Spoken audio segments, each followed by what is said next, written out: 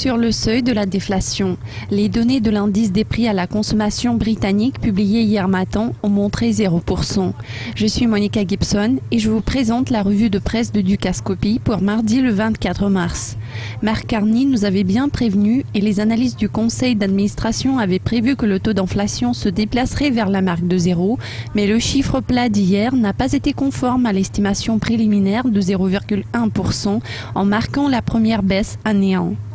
La baisse des prix de l'énergie continue d'affecter le taux d'inflation sur les marchés mondiaux, mais les analystes britanniques de Bloomberg ont fait noter que vu la faible croissance des salaires et le ralentissement du PIB, le pétrole n'est pas le seul coupable. Le panier de consommation de l'IPC lui-même s'est vu secoué par le champagne et les lentilles de contact qui n'y sont plus inclus, tandis que la poudre de protéines, les e-books et les unités de cuisine bricolées ont composé le panier. En effet, selon le Bureau national des statistiques, les mouvements des prix des biens des loisirs et ceux de la nourriture, des meubles et des accessoires ont contribué à réduire le taux de 0,3% en janvier.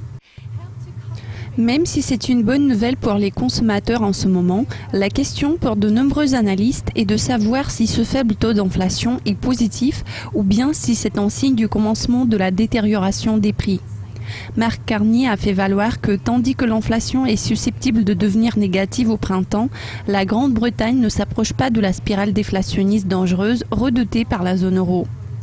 Toutefois, l'économiste en chef de la banque, Andy Haldane, a déclaré la semaine dernière qu'à son avis, les décideurs pourraient sous-estimer la menace de la déflation au Royaume-Uni. En raison de l'inflation chutant comme une pierre, il a dit qu'il pourrait s'avérer nécessaire de réduire davantage les taux d'intérêt qui se trouvent déjà à leur niveau historiquement bas de 0,5%.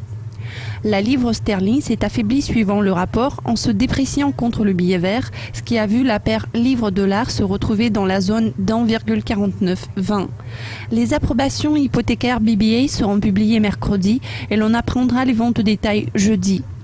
Les discours du gouverneur Carney et ceux de Broadbent et de Haldane du comité de politique monétaire sont également susceptibles d'affecter le sterling. Alors si vous voulez rester au top de votre performance, cliquez sur nos mises à jour de chaque heure. Je vous dis à très bientôt. It's goodbye.